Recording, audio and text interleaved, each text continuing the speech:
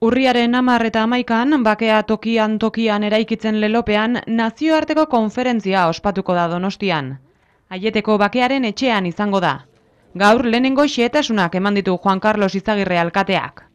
Mundu osotik etorritako alkateei entzungo diegu, eta haiengandik ikasi egingo dugu.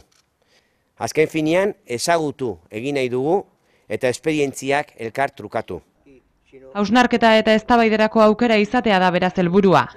Izagirreren arabera, herritarrek bakea eta elkarbizitza nahi duten honetan, konferentzia urrats handia izan daiteke. Asmo horrekin beraz, honela antolatu dute behin-behineko egitaraua. Urriaren 10ean goizeko 10etan ekingo zaio Aieteko bakearen etxean.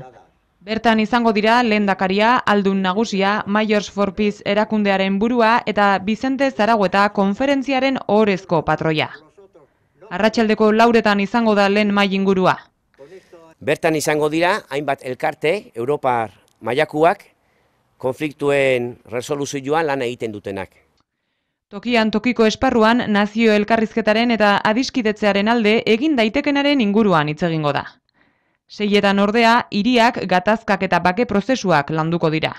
Bertan, Palestina, Sahara, Kurdistan, Siria eta Ipar Euskal Herriko hainbat alkate izango dira, euren esperientzien berri emanez. Ostiralean goizeko 9etan gatazkak konpontzeko egin beharrekoak eztabaidatuko dira, eta 11etan bakea lortzeko ekimenak martxan jarri dituzten hainbat alkatek euren esperientziak azalduko dituzte.